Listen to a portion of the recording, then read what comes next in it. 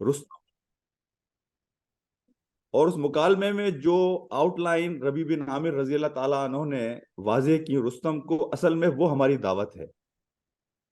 حضرت ربیع بن عامر رضی اللہ تعالیٰ عنہ نے پہلی بات یہی کہی کہ اللہ کے رسول صلی اللہ علیہ وسلم ہمیں دنیا کے تمام جھوٹے خداؤں کی خدائی سے نکال کر ایک خدا کی خدائی میں دینے کی بات کرتے ہیں۔ اور دوسری بات آپ نے یہ کہی کہ وہ تمام ادیان، ان کا جو ظلم ہے، ان کی جو تنگی ہے، اس سے نکال کر ہمیں اسلام کے انصاف کے نظام سے متعارف کراتے ہیں۔ اور تیسری بات حضرت ربیع بن عامر نے یہ کہی کہ وہ اس دنیا کی تنگیوں سے نکال کر ہمیں آخرت کی وسعتوں سے متعارف کراتے ہیں۔ تو یہ ہمارے دعوت کے پیرامیٹرز ہیں کہ جو ہمیں پہنچانی ہے اپنے آپ کو اور اپنے ارد گرد کے لوگوں کو اور معاشرے کو۔ دعوت حقیقت میں یعنی جو ہمارے اس کی اہمیت کے حوالے سے اگر میں بات کروں تو میں آپ کے سامنے 3 باتیں کروں گا۔ پہلی بات تو یہ ہے کہ یہ ہم پر ایک فرض عین ہے۔ الذین ان مکناہم فی الارض واقاموا الصلاۃ وآتوا الزکاۃ وامروا بالمعروف ونہی عن المنکر۔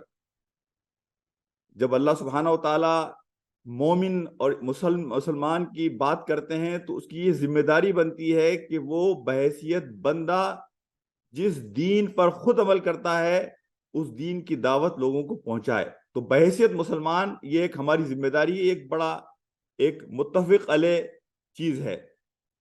هو الذی ارسل رسولہ بالہدی ودین الحق لیظہرہ علی الدین کلہ ولو کرہ المشرکون۔ قرآن کا پورا مزاج، نبی پاک صلی اللہ علیہ وسلم کی زندگی کا پورا مزاج یہ بات بتاتا ہے کہ اس دین کی دعوت کو لوگوں تک پہنچانا یہ اب اس امت کی ذمہ داری ہے۔ ابو الحسن علی ندوی صاحب کی ایک مشہور تقریر اگر آپ نے سنی ہو جو برما میں انہوں نے کی تھی 1962 کے اندر، اور برما کے مسلمانوں کو کہ جو ایک غیر مسلم معاشرہ تھا انہوں نے وارن کیا تھا 1962 میں کہ وہ لوگ جو امیگرینٹ بن کر یہاں آ گئے ہیں اگر وہ بحیثیت مسلمان اپنی ذمہ داریاں پوری نہیں کریں گے تو ان کے لیے زندگی زمین کے اس خطے پر مشکل سے مشکل تر ہو جائے گی۔ 1962 میں جس بات کی وارننگ ابو الحسن علی ندوی صاحب نے اس معاشرے میں رہنے والوں کو دی تھی، وقت نے ثابت کیا کہ وہاں کے مسلمانوں نے جب اپنی ذمہ داری کو اگنور کیا تو اس کے نتیجے میں نہ صرف یہ کہ وہ اپنے دین کو اپنے ہاتھ سے گنوا بیٹھے بلکہ اپنی دنیا کو بھی اپنے ہاتھ سے کھو بیٹھے۔ تو یہ دعوت جہاں ایک ذمہ داری ہے وہاں یہ ہماری اپنی سروائیول کے لیے بہت اہم چیز ہے۔ وہ مولانا مودودی رحمۃ اللہ علیہ جو بات کہتے تھے کہ ایک میلے کپڑے کو جب انسان دھوتا ہے تو کپڑا صاف ہو یا نہ ہو لیکن آدمی کے اپنے ہاتھ ضرور صاف ہو جاتے ہیں۔ اور آپ کو اگر قرآن کو اگر ہم پڑھتے ہیں اصحاب سبت کے بارے میں جو بات آتی ہے کہ وہی لوگ جو 3 گروپ ان کے بنے تھے ان 3 گروپ میں سے وہی لوگ بچ سکے اللہ کے عذاب سے کہ جو کہ نہ صرف خود عمل کرنے والے تھے بلکہ وہ لوگوں کو بھی اس کی دعوت دینے والے تھے، لوگوں کو بھی امر بالمعروف اور نہی عن المنکر کرنے والے تھے۔ اس دعوت کی کچھ پری ریکویزٹس ہیں۔ ان پری ریکویزٹس میں آپ کے سامنے یہ بات رکھوں کہ دعوت کی پہلی پری ریکویزٹ یہ ہے کہ دعوت کا آغاز انسان کی اپنی ذات سے ہوتا ہے۔ انسان کی کما ارسلنا فیکم رسولا منکم یتلو علیکم آیاتنا ویزکیکم۔ انسان کے ذاتی تزکیے سے اس دعوت کا آغاز ہوتا ہے، اس لیے کہ اسلام جو دعوت کا ماڈل پیش کرتا ہے اس میں جو وائٹل رول پلے کرنے والا ہے وہ فرد ہے۔ تو اس فرد کا اپنا تزکیہ، اس کی اپنی تربیت، اس کی اپنی کریکٹر بلڈنگ اس دعوت کی سب سے بنیادی ضرورت ہے۔ اور اس میں حضرت عمر کا وہ واقعہ میں آپ کو سناؤں کہ جس میں آپ نے کہا کہ میں I don't get deceived by people's prayer and fasting. If they want to pray, let them pray. If they want to fast, let them fast. if the person cannot uphold his amana, his character, then he has no deen. So this character building is the basic pillar of dawah. My brothers and my sisters, I don't know if there is any sister or not. اس دعوت کی ایک پری requisite یہ ہے کہ جو قرآن ہمیں نبی پاک صلی اللہ علیہ وسلم کے بارے میں کہتا ہے حریص علیکم بالمؤمنین رؤوف الرحیم، کہ ہم حریص ہوں، ہم فکر مند ہوں، ہم پریشان ہوں، جس طرح ہم اپنے کاروبار کے لیے پریشان ہوتے ہیں، جس طرح ہم اپنے بچوں کے لیے پریشان ہوتے ہیں، ہم پریشان ہوں، حریص ہوں، بے اطمینانی کا ہمارے اندر ایک سیلاب ہو کہ ہم نہ صرف یہ کہ اپنے آپ کو اللہ کے عذاب سے بچائیں گے بلکہ ہم اپنے ارد گرد کے لوگوں کو بھی اللہ کے عذاب سے بچائیں گے۔ اس کی ایک پری ریکویزٹ یہ ہے کہ جو ابن قیم رحمۃ اللہ علیہ نے کہی، ابن قیم رحمۃ اللہ علیہ کہتے ہیں کہ دعوت کے کام کی پہلی شرط یہ ہے کہ آپ لوگوں کے دلوں کو جیتیں۔ اگر آپ نے لوگوں کے دلوں کو نہیں جیتا تو حضرت جبرائیل علیہ السلام آ کر بھی اگر کوئی وحی لے آئیں تو وہ انسانوں کے دلوں میں جگہ نہیں بنائے گی۔ اور یہی کام ہے ابن قیم کے بقول کہ جو نبی محترم صلی اللہ علیہ وسلم نے 13 سال مکہ میں کیا، کہ آپ نے لوگوں کے دلوں میں اپنا مقام پیدا کیا، لوگوں کو یہ یقین دلایا کہ میں تمہارا خیر خواہ ہوں، میں تمہارا بہی خواہ ہوں، میں تمہاری بھلائی چاہتا ہوں، میں تمہاری دنیا اور آخرت کی کامیابی چاہتا ہوں، تم اگر ناکام ہوتے ہو تو مجھے دکھ ہوتا ہے، تم سے زیادہ دکھ ہوتا ہے، اور جب میں تمہیں کامیاب دیکھتا ہوں تو مجھے تم سے زیادہ خوشی ہوتی ہے۔ یہ حدیث کی تعریف ہے جو سورہ توبہ میں اللہ سبحانہ و تعالیٰ نبی پاک صلی اللہ علیہ وسلم کے حوالے سے ہمارے سامنے بیان فرماتے ہیں۔ میرے بھائیوں، دوستوں اور میرے ساتھیوں، ایک اور پری ریکویزٹ ہے جسے ہم کہتے ہیں ایموشنل انٹیلیجنس اور سوشل انٹیلیجنس۔ ایموشنل انٹیلیجنس یہ ہے کہ آپ کے جو مخاطب ہیں آپ ان کی ذہنی، شعوری، مذہبی، ان کے حالات، ان کی کیفیت، ان کے جو معاملات ہیں ان سے پوری آگہی آپ کو ہو۔ ایموشنل انٹیلیجنس یہ ہے کہ آپ ان کے لیول پر جا کر ان سے بات کریں۔ ایموشنل انٹیلیجنس یہ ہے کہ آپ ان کے جذبات کو سمجھتے ہوئے اپنی دعوت کو اس انداز میں پیش کریں کہ وہ دعوت ان کو سمجھنے میں آسانی پیدا ہو۔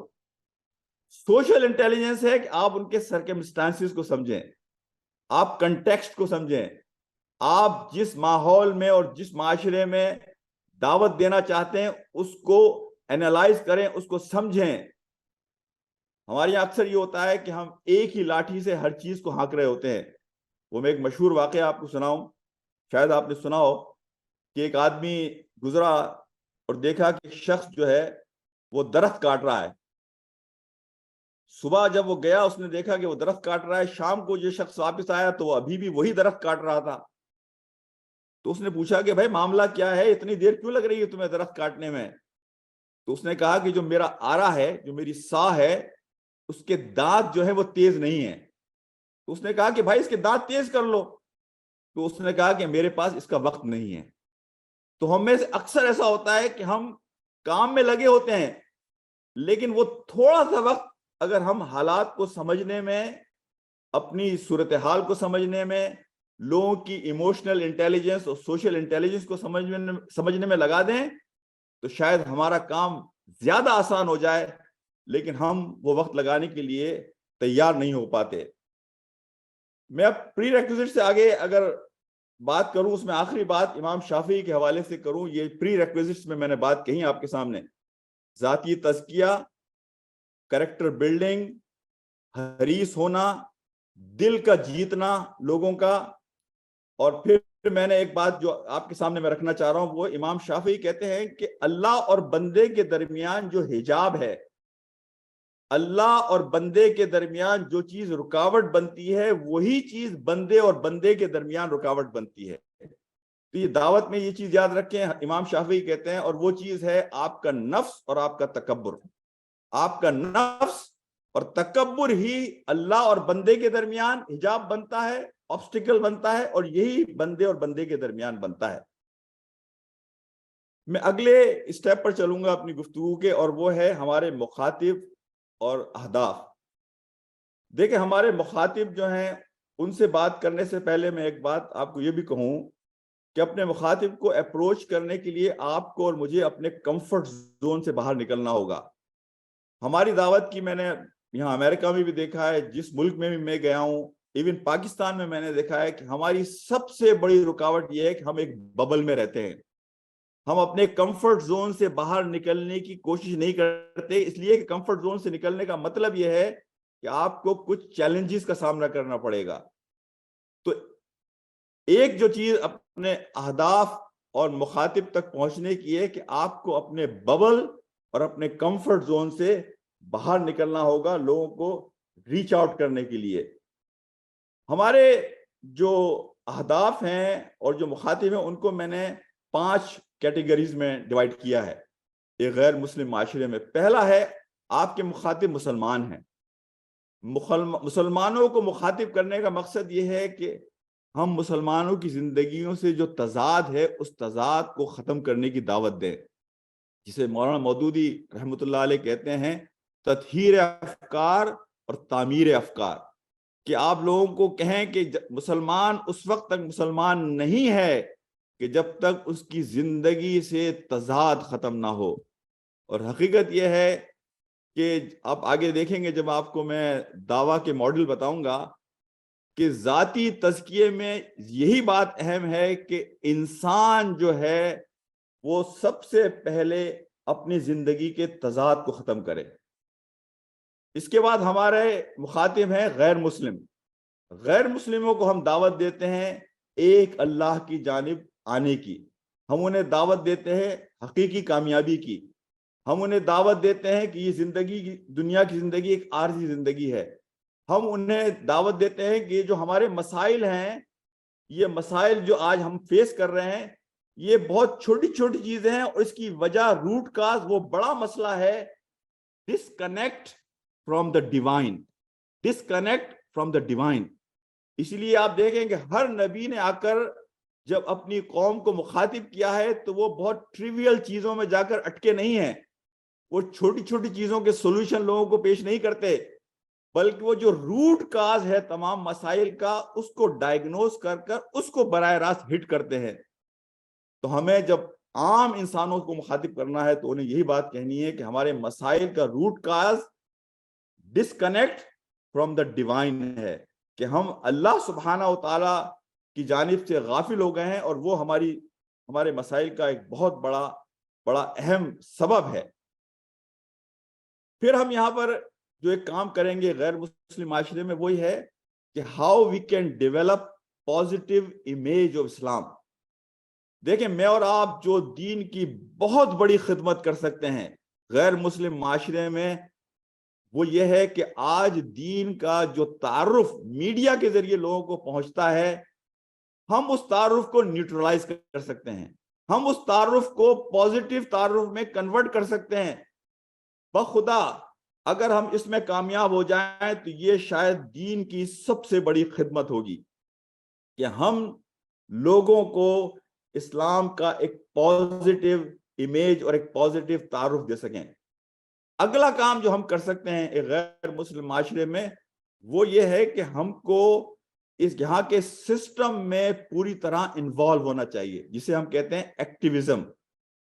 کہ آپ یہاں پر امریکہ کے اندر آج سے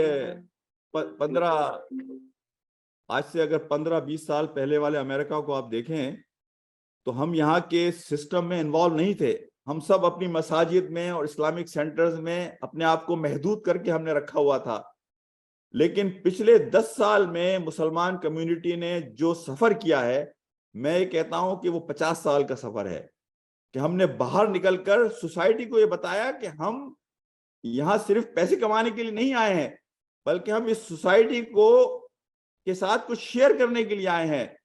ہم اس سوسائٹی کے اتنے ہی خیر خواہ ہیں جتنا کوئی ساؤتھ افریقن ہو سکتا ہے, جتنا کوئی امریکن ہو سکتا ہے. اور وہ اسی وقت ہوگا کہ آپ وہاں کے سسٹم میں پارٹیسپیٹ کریں. اور سسٹم میں پارٹیسپیٹ کرنے کا ایک طریقہ یہ ہے کہ وہ لوگ کہ جو ایک عام انسان کی بھلائی کا کام کر سکتے ہیں, آپ انہیں انفلوئنس کریں یا آپ انہیں سپورٹ کریں. ان میں جو بھی راستہ یعنی ہمارے لیے ممکن ہو سکتا ہے۔ اب میں اپنی بات کو آگے لے کر چلتا ہوں اور اس میں میں آپ کے سامنے دعویٰ کے مختلف ماڈل آپ کے سامنے پیش کرتا ہوں کہ یہ جو کام ہم نے ایک طے کیا کہ ہم لوگوں کو اللہ کی طرف بلانا چاہتے ہیں، ہم نے اپنی پری ریکوزٹس پہ بھی بات کر لی، ہم نے یہ بات بھی کر لی کہ ہمارا ہدف ہے کیا، مسلمان ہیں، غیر مسلم ہیں، وہاں کا سسٹم ہے، اور اس پورے سسٹم میں ہمیں کیا رول پلے کرنا ہے، اور اسلام کی ایک بڑی پکچر کو سامنے رکھ کر ہم کس طرح سے اپنا کام کر سکتے ہیں کہ ہم اسلام کا ایک پازیٹیو تعارف معاشرے کے اندر دے سکیں۔ دعویٰ کے کام کے حوالے سے جو آخری سٹیپ جس پر میں بات کرنا چاہوں گا آپ سے، وہ دعویٰ کے ماڈل ہیں۔ دیکھیں، دعویٰ کا بہترین ماڈل مدنی ماڈل ہے۔ مدنی ماڈل لیکچرز کا ماڈل نہیں تھا، مدنی ماڈل سیمینارز کا ماڈل نہیں تھا، مدنی ماڈل بہت لمبی چوڑی تقریروں کا ماڈل نہیں تھا، مدنی ماڈل تھا سافٹ دعویٰ، پیسو دعویٰ ود مائی ایکشن، کہ میں کسی کے پڑوس میں رہ رہا ہوں تو میرے پڑوس والے کو یہ بات معلوم ہو کہ یہ جو میرے پڑوس میں مسلمان ہے، اس کے بچے یہ بہترین بچے ہیں، یہ ایک بہترین خاندان ہے، یہ دیکھو یہ اپنے بڑوں کا ادب کیسے کرتے ہیں، یہ دیکھو یہ آپس میں انٹریکشن کیسے کرتے ہیں، ان کے ساتھ اگر معاملات ہوں تو یہ معاملات میں کتنے صاف ستھرے اور کھرے ہیں۔ یہ وہ ماڈل ہے کہ جس ماڈل نے through out the Islamic history ایک بہت بڑا رول پلے کیا ہے۔ وہ لوگ جو بات کہتے ہیں نا کہ 1000 تقریریں ایک آدمی کو نہیں بدل سکتی، لیکن ایک آدمی اگر عمل کرنے والا ہو وہ 1000 لوگوں کو بدل سکتا ہے۔ تو یہ جو مدنی ماڈل تھا، مدینہ میں آپ دیکھیں نبی پاک صلی اللہ علیہ وسلم بہت چھوٹی چھوٹی سی گفتگو کرتے تھے مسجد نبوی میں، لیکن محلوں میں، گلی کوچوں میں یہ جو عملی اسلام گھوم رہا تھا، وہ عملی اسلام لوگوں کو متاثر کرتا تھا کہ یہ وہ لوگ ہیں کہ جو کریکٹر والے لوگ ہیں، جن کے ساتھ بیٹھ کر انسان کو خوشبو آتی ہے، جن کے ساتھ بیٹھ کر انسان کو دل کی ٹھنڈک محسوس ہوتی ہے۔ تو یہ ایک ماڈل ہے۔ دوسرا ماڈل ہے خدمت کا ماڈل، کہ جو آج کل ہم بہت زیادہ دیکھتے ہیں کہ ہم خدمت کے ماڈل کے ذریعے لوگوں کے دلوں کو جیتنے کی کوشش کریں، لوگوں کو اپنا ایک ونڈو بنانے کی کوشش کریں کہ ہم لوگوں سے بات کریں۔ اور نبی پاک صلی اللہ علیہ وسلم کا پہلا تعارف یہی تھا۔ حضرت خدیجہ رضی اللہ تعالی عنہا نے جو بات آپ صلی اللہ علیہ وسلم کو کہی پہلی وحی کے بعد، جب آپ نے کہا زمبلونی زمبلونی، تو حضرت خدیجہ نے یہی بات کہی نا کہ آپ کو اللہ کبھی اکیلا نہیں چھوڑے گا، اس لیے کہ آپ یتیموں کا ساتھ دینے والے ہیں، آپ بیواؤں کا ساتھ دینے والے ہیں، آپ غریبوں کا ساتھ دینے والے ہیں۔ تو یہ جو خدمت کا ماڈل ہے، اسی ماڈل کو پھر اخوان نے بہت اچھے طریقے سے استعمال کیا، اور حقیقت یہ ہے کہ یہ ماڈل بھی ایک پریکٹیکلی ایک اچھا ماڈل ہے۔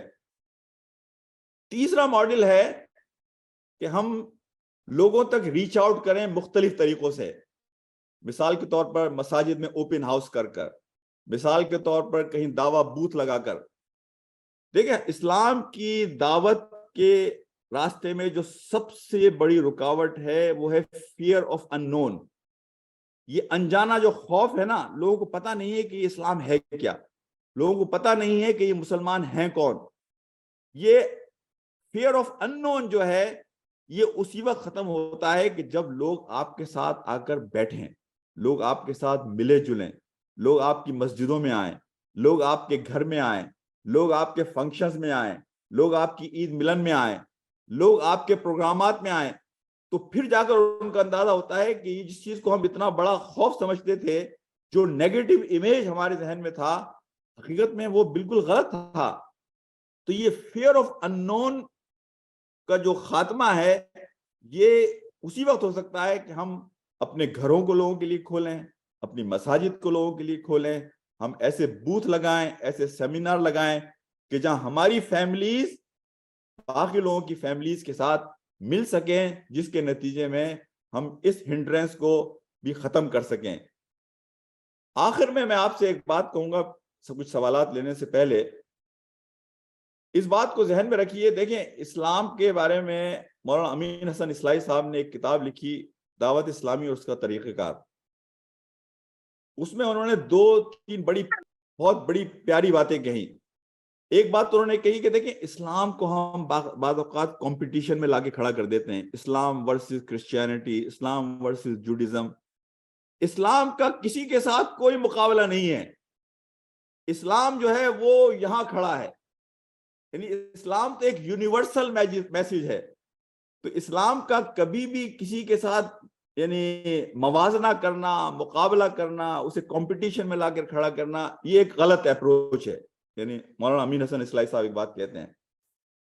دوسری بڑی اہم بات انہوں نے وہاں یہ بات کہی کہ دیکھیں اسلام کا اپنا ایک وقار ہے, یہ اللہ کا دین ہے, اس کی اپنی ایک ڈگنیٹی ہے. دعوت کے معاملے میں وہ ڈگنیٹی اور وقار کمپرومائز نہیں ہونا چاہیے. بعض اوقات ہم اتنے مسکین ہو جاتے ہیں اور اتنے مظلوم ہو کے لوگوں کے سامنے بات کر رہے ہوتے ہیں کہ ہم پورا قرآن کا جو مزاج ہے, دین کا جو مزاج ہے, اس کو کمپرومائز کر رہے ہوتے ہیں. تو دین کے وقار اور اس کی ڈگنیٹی کو آپ کو قائم رکھنا ہے. تیسری چیز جو یہاں مولانا امین حسن اصلاحی صاحب نے کہی کہ آپ جب لوگوں کو اپروچ کریں تو اکثر ہماری کوشش یہ ہوتی ہے کہ ہم معاشرے کے مسکین لوگوں کو تک جائیں, اور جس طرح وہ کرسچن مشنریز کرتی ہیں کہ ان کی کوئی مدد کر کے ان کے دل جیتیں, وہ کام بھی اہم ہے. لیکن مولانا ایک بات یہ لکھتے ہیں کہ ہمیں معاشرے کی جو ایلیٹ کلاس ہے, اس ایلیٹ کلاس کو کہ جو ٹرینڈ سیٹرز ہیں, کہ جن کے پیچھے پورا معاشرہ چلتا ہے, ان لوگوں کو بھی ایڈریس کرنے کی کوشش کرنا چاہیے. آخر میں ایک بات کہوں اپنی بات کو کنکلوڈ کرنے سے پہلے کہ دیکھیں ہمارا کام ہے کوشش کرنا, بحیثیت بندہ ہمارا کام ہے کوشش کرنا. نتائج دینا نہ شرط ہے, نہ ضرورت ہے, نہ ریکوائرمنٹ ہے, نہ ہمارے بس کی بات ہے. وَأُخْرَى تُحِبُّونَهَا نَصْرٌ مِّنَ اللَّهِ وَفَتْحٌ قَرِيبٌ وَبَشِّرِ الْمُؤْمِنِينَ.